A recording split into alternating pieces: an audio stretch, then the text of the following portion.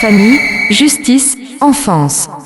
Caroline Ardouin, chez nous sur RLP, qu'on enchaîne sur cette troisième émission. Dans la première émission, nous avons regardé effectivement ce qui se passe au niveau de l'ASE, l'intervention des enfants. Là, dans la deuxième émission, nous avons évalué ce qui se passait avant d'arriver à l'ASE et ce qu'on pourrait en faire. Et là, moi, ce qui m'intéresse, c'est ce que vous avez vécu au département, que les gens ne comprennent pas forcément. Alors, premier point, d'où vient cette espèce de culte du secret ? Comment se fait-il qu'une administration dans notre pays puisse avoir des informations auxquelles le citoyen n'a pas accès, y compris avec son avocat. Même lorsqu'on passe par la CADA, on voit des choses arriver qui sont marquées au marqueur noir, qui sont effacées, et ces documents, en fait, sont transmis... on a l'impression que les services sociaux, c'est la CIA, c'est les services secrets.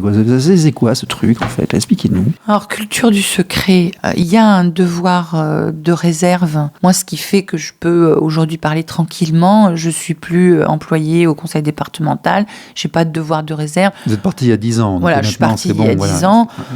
Voilà. Mais quand on est fonctionnaire au service de l'aide sociale à l'enfance, on se doit de fermer sa bouche, ce qui est normal, parce qu'on va pas aller raconter des trucs sur les familles dont on s'occupe à notre maison ou ailleurs. Il y a le respect de la vie privée, il y a le respect de la vie privée. L'enfant, voilà. Je suis d'accord. Voilà. Donc, il y a un secret professionnel qui est indispensable. Après, c'est sur le secret, l'accès du citoyen à son dossier, en fait, parce que c'est ça que vous évoquez. Alors, il y a des dossiers au département sur les gens ? Alors, nous, comment on travaillait ? Moi, par exemple, en tant que psychologue, j'avais mes petites notes, d'accord ?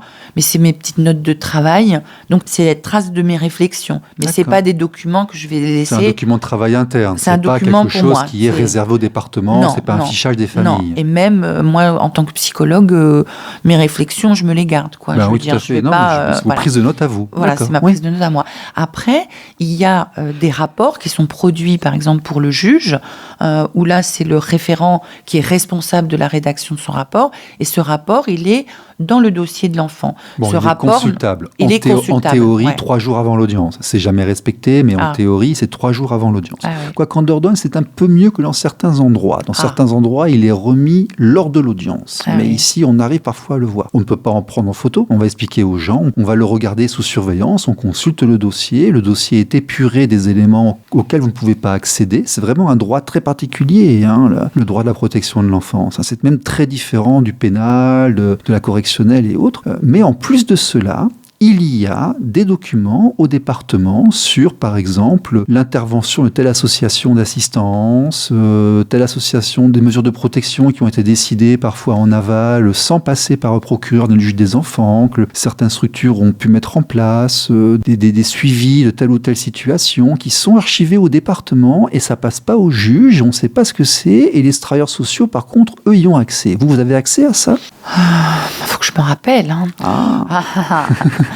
On a accès. Je sais pas. Je pense, si, parce que moi je cherchais à comprendre la situation de l'enfant, la situation de sa famille. Donc on cherche à comprendre le parcours de l'enfant à sa famille. Ce sont des documents de suivi produits par l'administration, mais qui sont indépendants de la justice et qui sont interdits d'accès aux familles, y compris aux avocats.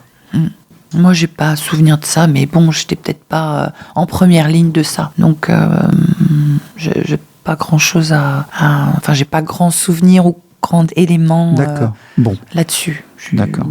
Je sais que les enfants, par exemple, nous, on était confrontés parfois, c'était pas le même côté, c'était plutôt l'enfant qui, en grandissant, cherche à comprendre un peu son parcours. Et là, il y a une équipe spécialisée de collègues psychologues qui doit toujours exister pour l'accompagner dans l'accès à son dossier. Un enfant qui, par exemple, a grandi en famille d'accueil et qui devient, je sais pas moi, il a 20 ans... Et puis, il a envie de faire un retour sur son histoire, de comprendre ce qui est arrivé pour ses parents. Parfois, on ne lui dira pas. S'il est né sous X, c'est qu'on sait qui c'est. Des fois, on ne lui dira pas. Eh bien, s'il n'y a rien, c'est-à-dire que s'il est né sous X, Des fois, on sait qui c'est, mais on ne lui dira pas. C'est-à-dire, soit le parent a...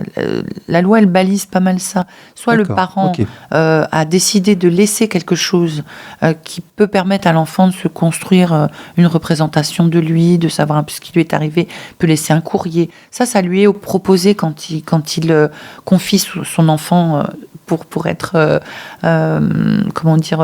adopté finalement. Hein. C'est naissance sous X, c'est aussi permettre une adoption. C'est aussi ça. Donc le parent, il peut laisser. Il est invité à le faire par la personne qui lui rend visite. C'est une personne du département. Et ça va être consigné dans le dossier de l'enfant. Et plus tard, il l'aura. Mais si le parent laisse rien, il y aura rien, quoi. Et même si quelqu'un a entendu dire que, en fait, peut-être le parent, c'est pas fiable, si vous voulez. Donc on va pas parler. On va y aller. On va parcourir tous les fantasmes qu'on voit sur les réseaux sociaux. Est-ce qu'il peut arriver parfois qu'il y ait des instructions pour aller punir des dissidents, des personnalités politiques, des gens qui dérangent, pour aller leur piquer leurs enfants, tout ça? Est-ce que ça existe?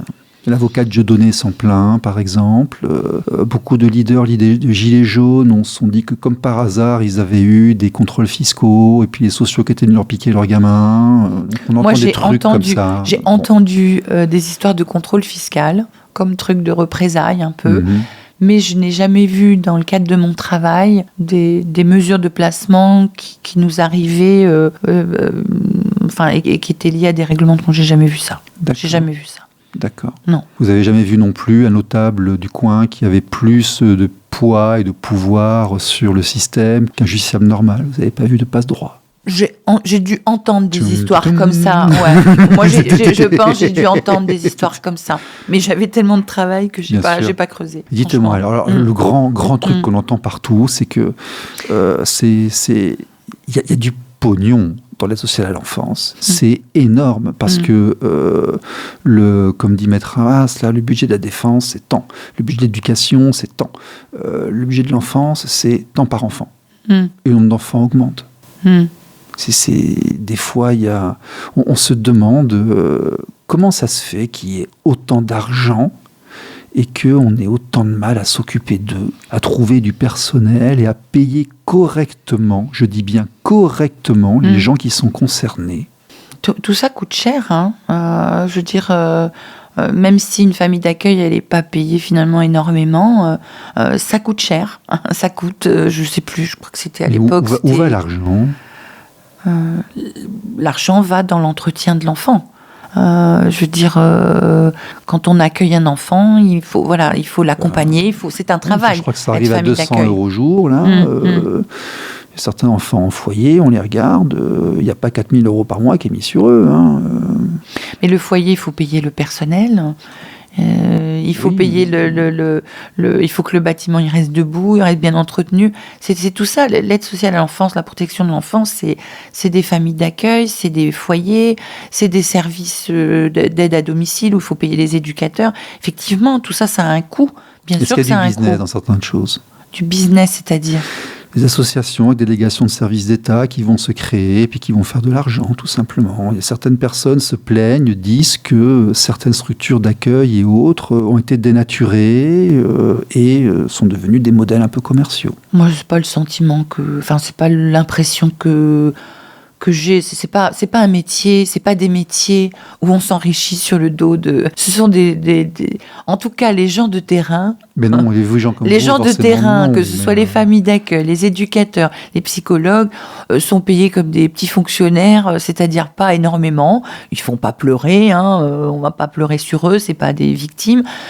Mais je veux dire, on gagne plus dans le privé. Si on veut devenir riche, il faut pas aller travailler à l'aide sociale à l'enfance. Après, il y a toute l'organisation. Monter une organisation d'aide sociale à l'enfance, aller prendre un bâtiment, le rénover, mettre des chambres. Ça, moi, j'ai des cas très concrets que je peux évoquer. Ils ont fait de l'argent. Comment ils ont fait de l'argent? C'est-à-dire qu'ils ont embauché des gens, ils ont pris des budgets, ils ont acheté des voitures. Après, il y a une bonne paye, quoi. Ouais. Après, il doit être exigé, à mon avis, une transparence sur ces comptes-là, et sur ce qui est fait de l'argent. C'est tout à fait légitime. Est-ce que c'est vraiment surveillé? Après, je vous demande, vous êtes psychologue, vous n'étiez pas forcément partout, donc je vous demande de votre point de vue psychologue à vous, forcément. Moi, je me souviens que le travail, par exemple, des familles d'accueil, l'usage de l'argent qui était prévu pour l'enfant, la façon dont l'enfant était habillé, les jouets qu'il pouvait avoir, les activités qu'il pouvait faire. C'était à la hauteur ? Tout ça, c'était surveillé par les éducateurs quand même. Oui. Est-ce que c'était à la hauteur de l'enjeu ? Oh oui. Oh oui ? Oh oui. D'accord. Ah oui. C'est une très bonne nouvelle. Ah oui. Ouais. Déjà, chez nous en Dordogne, on fait des choses comme il faut. Ah oui, quand même. Oui. En grande partie. Après, on n'est pas à l'abri de dérapage, et c'est pour ça qu'il faut qu'il y ait du contrôle, qu'il y ait de l'exigence, qu'il y ait un personnel suffisamment stable. Bien sûr. Parce que, moi... Ça bouge beaucoup. Hein. Là, j'entends dire qu'effectivement, comme les services sont débordés parce que les demandes de placement ont augmenté de façon faramineuse. En Dordogne, en plus, on a pété les statistiques au niveau national. Là, le juge en question est parti, mais dans les dernières années, là, on a fait mieux que tous les départements de France. Hein. C'est un truc de... Ah oui. Et du coup, les lieux d'accueil sont débordés, les familles d'accueil sont débordées. Ça ne peut pas être quelque chose de... Les personnels sont débordés et les conditions de travail pour les personnels se dégradent parce qu'on ne peut plus faire du bon travail. Et on ne trouve plus du personnel. C'est l'endroit où on cherche du personnel. Il y a vraiment du boulot. Quoi. Et on arrive à des choses bizarres où on emploie des gens presque... Moi, j'ai entendu parler de gens qui étaient employés presque en CDD. Enfin bon, des trucs, des intérims. À l'État, ça permet des choses que le privé ne pourrait pas. Hein, en renouvelant les contrats à durée déterminée, par exemple, c'est compliqué. Bon, allez, ça fait 1h10, 1h15 que je gratte là, tout ça. Je vous en remercie, mais c'est un peu mon rôle pour une fois que je peux. On va essayer maintenant de partir dans des choses positives. Vous avez passé 12 ans au département, vous avez travaillé avant dans un foyer à Lille et tout. Vous êtes une personne d'expérience. Comment pourrait-on améliorer tout ça ? Dites-nous, qu'est-ce que vous en pensez ? Comment pourrait-on faire mieux ? Sans doute l'exigence, la prise de conscience par les politiques, les élus, nos représentants, qu'il faut avoir une grande exigence sur les formations. Et des formations communes. La professionnalisation. Voilà, la professionnalisation commune. L'harmonisation. Oui, parce que ça concerne la justice. Il faut un langage commun entre la justice, la psychiatrie et l'aide sociale à l'enfance. Oui, c'est-à-dire, il ne faut pas que ce soit morcelé en différents vocabulaires. Il faut que la question de qu'est-ce que c'est, qu'est-ce qui peut être un danger pour le développement de l'enfant, que les choses soient un peu claires, un peu balisées. Qu'est-ce qu'il faut comme moyen d'aide pour les parents. Il faut que les choses soient balisées, qu'il y ait un langage commun, ce qui n'est à mon avis pas le cas, même si il faut quand même positiver. Il y a des tentatives, il y a des rassemblements, mais c'est largement insuffisant. Et malheureusement... Donc une spécificité, en fait, le droit de l'enfant, le droit de la famille, est un droit particulier. Peut-être qu'il n'a pas été suffisamment segmenté du reste.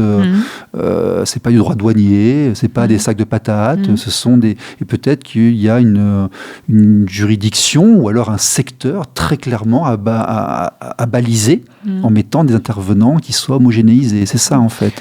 Oui, qui est des accords un peu sur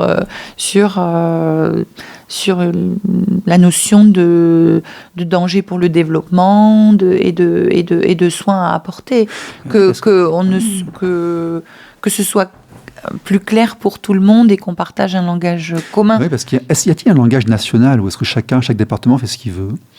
Alors, les départements ont la même mission. Tous les départements de France ont une mission de protection de l'enfance, mais ils ont la liberté de s'organiser comme ils veulent pour exercer cette mission. Donc, il n'y a pas d'organisation nationale Non. Qu'est-ce que l'IGAS ?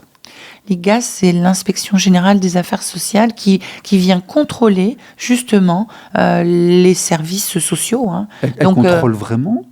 Oui, moi j'ai lu des rapports de l'IGAS, du temps où j'y travaillais. Ah oui. Et c'est très intéressant d'ailleurs. Et le particulier peut saisir l'IGAS ? Donc il y a un contre-pouvoir du particulier ? Il peut aller faire des choses ? Je ne sais pas ça. Ça, j'ignore. D'accord. Mais c'est un service public de contrôle de l'idée d'harmoniser en fait tout ceci au niveau national, voire au niveau européen, ce serait une bonne idée ? Au niveau qu'il y ait en Europe une fructification réciproque, on va dire ça comme ça, qu'on prenne les meilleurs et qu'on essaye de s'en inspirer, oui. Par exemple, vous voyez, donc du coup, ça veut dire que c'est vraiment la question de la formation, de l'expertise des personnels. Travailler à l'aide sociale à l'enfance ou travailler autour de la parentalité, c'est tellement compliqué qu'il faut vraiment que les gens soient extrêmement bien formés, qu'on demande l'excellence, même si finalement les interventions qu'on va faire, on va les réduire, etc. Il faut être à la hauteur de l'enjeu. Il faut être à la hauteur de l'enjeu, vraiment. Et y compris au niveau des juges, qui ne peuvent pas, on ne peut pas demander à un juge de s'improviser connaisseur de la famille avec toute la bonne volonté qu'il a. Il va falloir quand même qu'il ait des sacrées compétences, lui aussi en psychologie, etc., par exemple, pour pouvoir se rendre compte d'une dynamique familiale ou comprendre ce qu'un professionnel lui dit et voilà. Non, donc, on ne peut pas gérer 150 dossiers par semaine avec une personne seule non plus, c'est impossible, il faut être honnête aussi. Voilà. Donc du coup, c'est là où il y a des grandes questions qui se posent à notre société, c'est-à-dire quelles sont nos priorités finalement, effectivement, parce que on peut pas tout faire avec, même si ça coûte très cher finalement sur le terrain, il y a peu de moyens. La psychiatrie est désargentée, le département n'a pas augmenté les impôts à hauteur du besoin de moyens parce que ça serait impopulaire. Mais là aussi, c'est un débat social qu'il faut avoir, sociétal, parce que ça regarde tout le monde, de savoir qu'est-ce qu'on veut faire, qu'est-ce que recouvre la protection de l'enfance. Bien sûr, la loi le dit, mais c'est quoi les priorités, quoi. Voilà, c'est quoi les priorités, comment on s'organise, quels moyens on met, combien ça nous coûte, voilà, qu'est-ce qu'on fait et avec quelle aide. Et jusqu'où on va. Et jusqu'où on va. Jusqu'où l'État se met dans les familles, au niveau de l'autorité parentale, jusqu'où il intervient. Parce qu'il y a cette question sous-jacente qui est là aussi. Qu'est-ce qui relève du parent? Qu'est-ce qui relève de l'État? C'est une frontière qui bouge, qui est mouvante. On sait que, suivant les personnes à qui on parle, elle n'est pas placée au même endroit tout le temps. Oui, effectivement, il y a ces définitions. C'est-à-dire que là, c'est toute la question de la différence entre la prévention et la protection. La prévention, elle devrait être, vraiment importante et du soutien. Surtout si la misère s'accroît. Là, la misère s'accroît. Je lisais le schéma départemental. Là, j'ai regardé ça vite fait avant de venir. Ah oui, ça va pas s'arranger. Les placements augmentent parce qu'il y a une situation socio-économique qui se dégrade, que les familles sont mises en difficulté, donc que les comportements probablement peuvent devenir négligents ou du moins être vus tels que. Mais qu'est-ce qu'on fait? Est-ce que ça relève d'une stigmatisation? Est-ce que ça relève du soutien, de mesures économiques? Vous voyez, les réponses à apporter à tout ça. On a aussi demandé aux gens de prendre le moins de risques possible. On l'a évoqué dans la première émission. Il y a on a délégué notamment à l'école, des instits, des choses. Donc ils font des signalements un peu à tir-larigot pour être sûr qu'on ne leur reproche rien plus tard. Peut-être un emballement de machine aussi qui s'est mis en place. Et cet emballement, malheureusement, passe à côté des cas qui, eux... il y a toujours des cas qui ne sont pas traités, quoi, malheureusement. Et puis, il faut effectivement... comment dire, quand on dit information préoccupante à une famille, déjà ça commence mal. Ah oui, ça se termine rarement bien. Peut-être. et puis ça commence mal parce que nous sommes préoccupés, messieurs, dames. Voilà, après tout, qu'à un moment donné, c'est comme dans un groupe, il peut y avoir une préoccupation, dire, là, il y a quelque chose quand même, c'est curieux ce qui se passe, on s'inquiète pour. C'est pas méchant, c'est pas stigmatisant, c'est pas la même chose de dire ça et de dire, on va, qu'est-ce qui se passe J'ai vu une famille en libéral l'autre fois. Ce sont des gens, l'enfant est visiblement troublé depuis bien longtemps. Bon, ok, il est signalé par l'école, il est déjà étiqueté avec un handicap, tout ça. Ce sont des gens qui vivent avec 1 100 € par mois. Il y a 2 enfants. Le gamin me disait, on s'est partagé l'autre fois, il y avait pas, on n'avait pas beaucoup à manger, mais lui, jamais il voudrait quitter sa famille, jamais. Mais non, ça serait une horreur pour lui. Mais oui, et d'où l'intérêt de la cantine à l'école subventionnée par le département. Par exemple, comme ça, ils ont un repas par jour qui est bien, il faut pas oublier. Voilà, par exemple, quel soutien peut être amené à cette famille, à cet enfant, mais là, il y a des gens qui cumulent des misères sur des générations. On ne peut pas les traiter en les stigmatisant. Il faut être clair dans le dialogue avec eux. S'il y a des difficultés, il y a des difficultés. C'est pas peine de pas dire qu'il y a des difficultés. On va être honnête. En même temps, les soutenir coûtera beaucoup moins cher que faire une séparation et de gérer toutes les conséquences.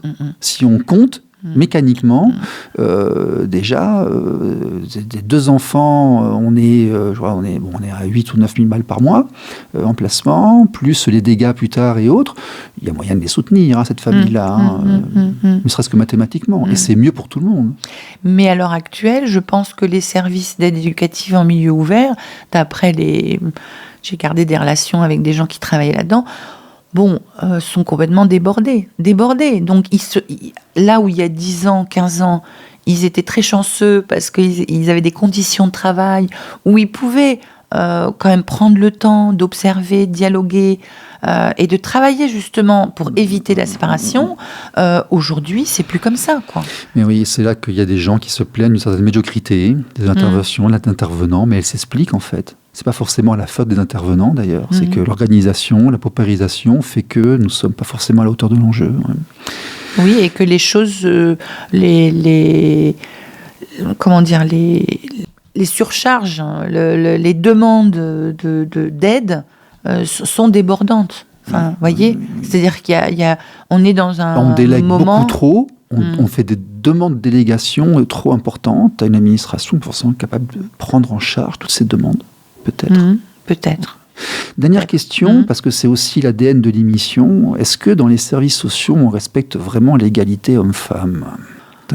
Oui, moi, de ce que j'ai vu en protection, alors bien sûr... Est-ce que vous allez écouter autant un papa qu'une maman ? Oui. Oui ? Oui. Enfin, bon... C'est pas ce qu'ils nous ont dit. Après, nous, on voit que ceux qui sont pas contents. Ceux qui sont contents, on les voit pas. Mais bon, Je pense que, bien sûr, que il reste quand même dans les représentations bien partagées des choses qui sont bien ancrées et où il y a une tendance un peu naturelle des uns et des autres à se centrer sur le lien mère-enfant. Voilà. Frédéric Benaï nous en a parlé. Je pense qu'il y a quand même cette norme qui est encore très, très présente dans tous les esprits. On reste sur des schémas qui sont très anciens et pas forcément actualisés. Oui, je pense quand même en partie. Après, mon expérience en protection de l'enfance, c'était plutôt comment on peut soutenir la parentalité. Donc le père, la mère, on était conscient que pour l'enfant, lui, c'est ses parents, quoi. Donc père, mère, c'est celui qui s'implique. Ça a bien commencé quoi. Parce que vous avez reconnu d'entrée que séparer un enfant de ses parents et donc un parent de ses enfants, c'était quelque chose de grave. Donc déjà, on s'entend très bien là sur ça. Donc il y a un point de départ initial qui est très bien. Parce que c'est pas le cas de tout le monde. Tous les psychologues ne vont pas forcément dire cela. Il faut quand même le dire. Aujourd'hui, on entend des gens qui disent que la relation d'attachement peut être effectuée avec... on entend un petit peu tout. C'est-à-dire que la relation d'attachement, heureusement, l'être humain, s'il subit une rupture de lien, il a, dans le meilleur des cas, et s'il arrive dans un milieu sympa, et s'il n'est pas trop cassé à l'intérieur, il peut rebondir et créer de nouveaux attachements. Mais ces nouveaux attachements ne vont pas supprimer les anciens, ça se superpose. Donc, si dans les entre guillemets anciens, ou dans les attachements parallèles, tout ça est souffrant, tout ça est source de conflits, de loyauté, de choses comme ça va être un poids pour l'enfant. Donc, c'est jamais simple parce que pour un enfant, il est dans la norme quand il est avec ses parents, quoi. Être séparé de sa famille, pour un enfant, il vit très bien que c'est quelque chose de... Il n'est pas comme tout le monde, quoi. Il se sent déjà différent. Alors, des fois, il est soulagé, mais c'est aussi une souffrance. C'est très compliqué ce qu'il vit. Donc, il faut qu'il soit accompagné. Et ces attachements qu'il a, il faut aussi que ce soit accompagné, que ce soit qu'on l'aide à se sentir autorisé, à avoir tous ces adultes-là. L'un n'efface pas l'autre. Et malgré tout, dans son histoire, effectivement, les parents, ils ont une place de fondation. C'est ceux qui lui donnent, qui le mettent au monde, qui lui donnent la vie. Donc même dans la culture commune, ça a une place princeps pour tout le monde. C'est notre origine. Donc, du coup, au niveau identitaire, c'est pas comparable à d'autres. Ça veut pas dire que c'est bien toujours. Des fois, il y a des origines qui sont compliquées à porter, mais malgré tout, il faut aller au rythme de l'enfant et écouter. Et c'est pas nous qui pouvons faire à sa place. On peut l'accompagner, mais on peut pas. On lui donne les éléments pour qu'il s'envole plus tard. Voilà. C'est une petite fille qui est séparée de son papa et qui sait très bien, mais papa, quand j'y vais, on fait tout ce qu'on veut, on joue toute la journée avec les tablettes, etc. Bon, la famille d'accueil, elle va dire, bah oui, il n'y a pas de rythme chez le papa, etc. Ok, c'est vrai. C'est vrai. L'enfant va dire des choses en fonction de son contexte. C'est très bien documenté. On sait par exemple qu'en résidence alternée, l'enfant peut changer d'attitude et de façon de parler selon qu'il est dans tel ou tel environnement. C'est pas pour autant que ce qu'il dira sur l'autre environnement sera vrai. L'enfant, il joue son jeu aussi, il s'adapte à sa réalité. Donc la parole de l'enfant, elle est... tiens, dernière question pour conclure. La parole de l'enfant est nécessaire, mais est-elle suffisante ? C'est très difficile de comprendre ce que dit un enfant. Un enfant, il arrive à 10 ans, il dit un truc, une accusation grave par exemple. Dire qu'un enfant, la parole de l'enfant de 10 ans, c'est lui à 10 ans qui va décider s'il veut voir ou non un parent, c'est lui qui va dénoncer quelque chose, est-ce que sa parole à lui suffit ? Sur la question de je veux voir, je veux pas voir, il me semble qu'il faut être très prudent parce que on le met dans une place de tout décideur là, on inverse les places, tard, donc c'est un peu compliqué et il faut être très prudent.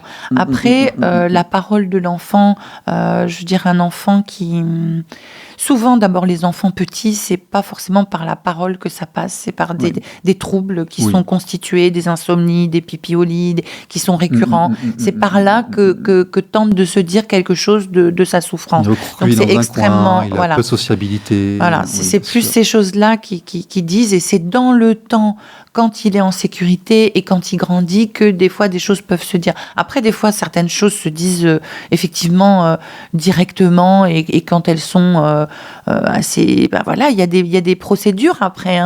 Si un enfant, il parle du fait qu'il a été tabassé, ou je ne sais pas, puis on l'amène chez le médecin, déjà, on montre des bleus. Il y a des choses assez carrées à faire. Oui, mais il y a des fois, les enfants sont instrumentalisés. À 10 ou 11 ans, ils viennent dire des choses, et puis il y a plusieurs jurisprudences par rapport à ça, mais je sais qu'actuellement il y a débat. Il y a des juges qui vont dire un enfant de 10-11 ans vient dénoncer quelque chose, on ne cherche pas à comprendre, on intervient, on interrompt. D'autres vont dire oui, il dit quelque chose, ça signifie quelque chose, mais peut-être qu'on ne sait pas, peut-être que la frontière entre le réel et l'irréel à 10 ou 11 ans, c'est un âge intermédiaire, elle n'est pas forcément évidente. Donc on a tranché cette question-là ? Non, moi je pense que le comprendre la parole d'un enfant, écouter un enfant, c'est une chose. Bien sûr.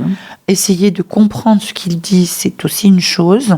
Et ça n'est pas facile. Et je pense que il y a sa parole, il y a comment il se conduit, il y a comment il semble être en équilibre ou pas. Il y a d'autres signes aussi qui sont rajoutés à sa parole ou qui vont aller dans le même sens ou aller dans un sens inverse. Voilà. Caroline Ardouin, on vous trouve comment ? On me trouve pas trop parce que moi je travaille assez, donc j'ai pas trop envie qu'on me trouve. Moi maintenant, non, moi je travaille. Ardouin, A-R-D-O-U-I-N. Voilà, vous m'autoriserez à mettre votre petit site internet, je crois, sur le podcast YouTube. Bien sûr, bien sûr. Bien. Oui. Merci de venir nous voir, merci. Merci à vous, au revoir. RLP. Radio Libre en Périgord. Famille, justice, enfance.